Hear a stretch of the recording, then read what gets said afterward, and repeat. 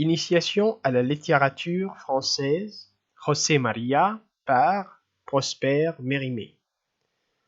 Le modèle du brigand espagnol, le Robin Hood de notre temps, c'est le fameux José María, nommé El Tempranito, le matinal. C'est l'homme dont on parle le plus de Madrid, à Séville et de Séville à Malaga. Beau, brave, courtois, autant qu'un voleur peut l'être. Tel est José María. S'il arrête une diligence, il donne la main aux dames pour descendre et prend soin qu'elles soient commodément assises à l'ambre. Car c'est de jour que se font la plupart de ses exploits. Jamais un mot rude ou désagréable. Au contraire, une politesse naturelle presque respectueuse. Ôte-t-il une bague de la main d'une femme ?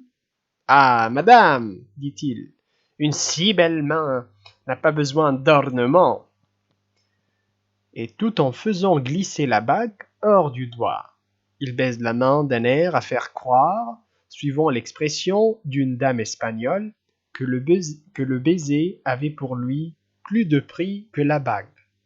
La bague, il la prenait comme par distraction, mais le baiser, au contraire, il le faisait durer longtemps.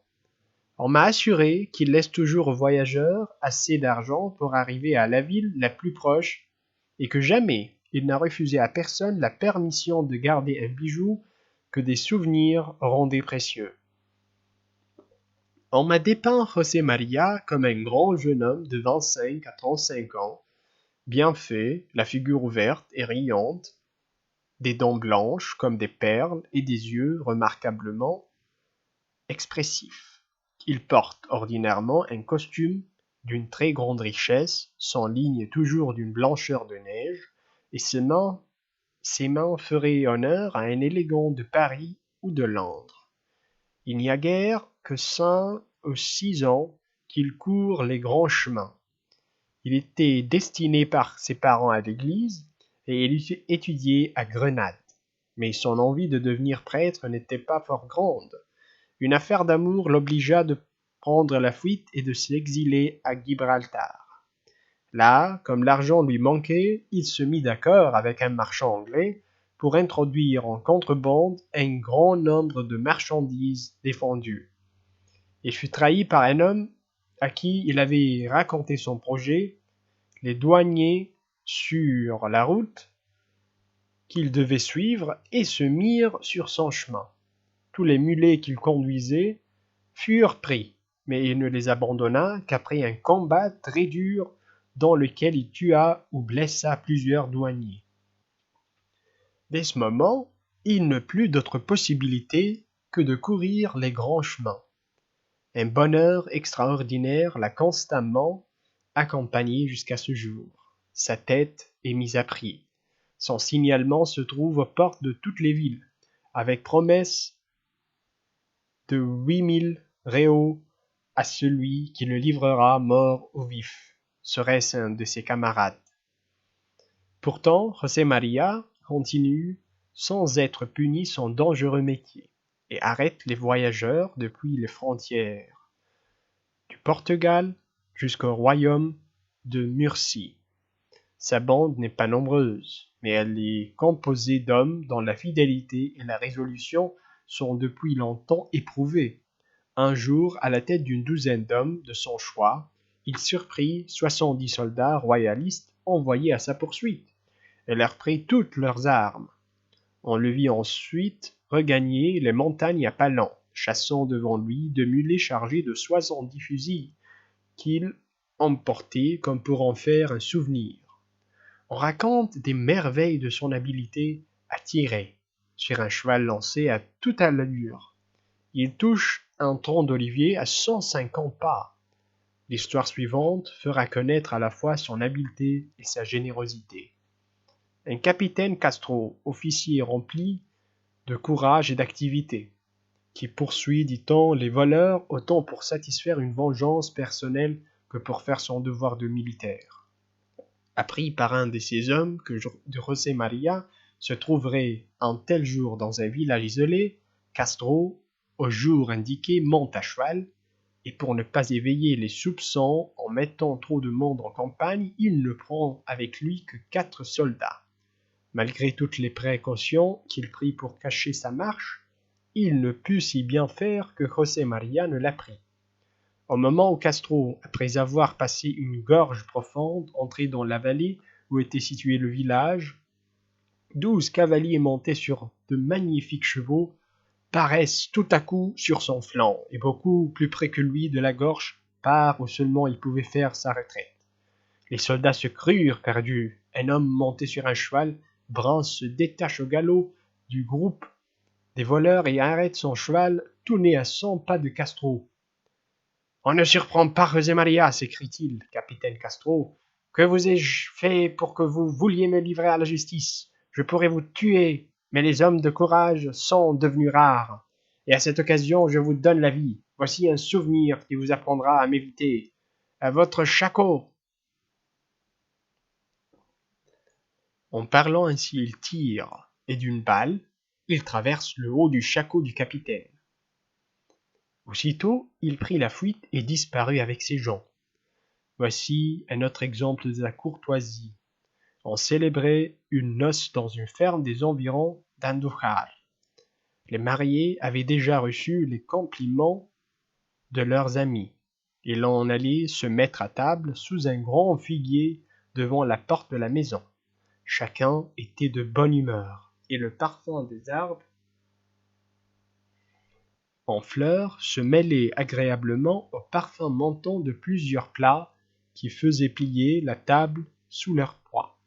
Tout d'un coup parut un homme à cheval, sortant d'un petit bois à courte distance de la maison. L'inconnu sauta à terre, salua les convives de la main et conduisit son cheval à l'écurie. On n'attendait personne, mais en Espagne, tout passant est bienvenu à partager un repas de fête. D'ailleurs, l'étranger à son habillement paraissait être un homme d'importance. Le marié se détacha aussitôt pour l'inviter à dîner. Pendant qu'on demandait tout bas quel était cet étranger, le notaire d'Andújar, qui assistait à la noce, était devenu pâle comme la mort. Il essayait de se lever de la chaise qu'il occupait près de la mariée, mais ses genoux pliaient sous lui, et ses jambes ne pouvaient plus le supporter. Un des convives, soupçonné depuis longtemps de s'occuper de contrebande, s'approcha de la mariée. « C'est José María, dit-il. Je me trompe fort, ou il vient ici pour faire quelque malheur. C'est au notaire qu'il en veut. Mais que faire? Le faire échapper? Impossible. José María l'aurait bientôt rejoint. Arrêtez le brigand? Mais sa bande est sans doute aux environs. D'ailleurs, il porte des pistolets à sa ceinture, et son poignard ne le quitte jamais. Mais monsieur le notaire, que lui avez-vous donc fait? Hélas, rien, absolument rien. Quelqu'un murmura tout bas que le notaire avait dit à son fermier 2 mois auparavant que si José María venait jamais lui demander à boire, il devrait mettre du poison dans son vin. On discutait encore sans entamer la soupe, quand l'inconnu apparut suivi du marié. Plus de doute, c'était José María.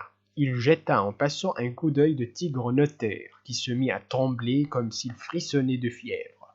Puis il salua la mariée avec grâce et lui demanda la permission de danser à sa noce. Elle se garda bien de refuser ou de lui faire mauvaise mine. José María prit aussitôt un tabouret, l'approcha de la table et s'assit en façon à côté de la mariée, entre elle et le notaire, qui paraissait à tout moment sur le point de s'évanouir. On commença à manger. José María était rempli d'attention et de petits soins pour sa voisine. Quand on servit le meilleur vin, la mariée, prenant un verre, le toucha de ses lèvres et le présenta ensuite au bandit. C'était une politesse que l'on fait à table aux personnes que l'on estime. José María prit le verre, remercia la mariée et lui déclara qu'il la priait de le tenir pour son serviteur et qu'il ferait avec joie tout ce qu'elle voudrait bien lui commander. Alors celle-ci, toute tremblante, et se penchant timidement à l'oreille de son terrible voisin, « Accordez-moi une grâce, dit-il. « 1000 » s'écria José María. « Oubliez, je vous en supplie, les mauvais projets que vous aviez peut-être En venant ici, promettez-moi que pour l'amour de moi, vous pardonnerez à vos ennemis, et qu'il n'y aura pas de scandale à ma noce. Notaire, dit José Maria se tournant vers l'homme de l'oie tremblant, remerciez madame. Sans elle, je vous aurais tué avant que vous eussiez digéré votre dîner. N'ayez plus peur, je ne vous ferai pas de mal. Et lui versant un verre de vin, il ajouta avec un sourire un peu méchant. Allons, notaire, à ma santé. Ce vin est bon et il n'est pas empoisonné. Le malheureux notaire croyait avaler du feu. Allons, enfants, s'écria le voleur, de la gaieté. De la gaieté, vive la mariée! Se levant, il courut chercher une guitare et se mit à improviser une chanson en l'honneur des nouveaux mariés. Bref, pendant le reste du dîner et le bal qui le suivit, il se rendit tellement aimable que les femmes avaient les larmes aux yeux en pensant qu'un aussi charmant garçon finirait peut-être un jour par être pendu. Il dansa, il chanta, et fut à tous. Vers minuit, une petite fille de 12 ans s'approcha de José Maria et lui dit quelques mots. José Maria tressaillit. Il courut à l'écurie, d'où il revient bientôt emmenant son bon cheval. Puis, s'avançant vers la mariée, adieu, dit-il, enfant de mon âme. Jamais je n'oublierai les moments que j'ai passés auprès de vous. Ce sont les plus heureux que j'ai vus depuis bien des années. Soyez assez bonne pour accepter cette bagatelle d'un pauvre diable qui voudrait avoir une fortune à vous offrir. Il lui présentait en même temps une jolie bague. José Maria, s'écria la mariée, tant qu'il y aura un pain dans cette maison, la moitié vous appartiendra. Le voleur serra la main à tous les convives, celle même du notaire, embrassa toutes les femmes, puis, sautant en selle, il regagna ses montagnes. Alors seulement le notaire respire librement. Une demi-heure après arrivait un détachement de soldats, mais personne n'avait vu l'homme qu'il cherchait.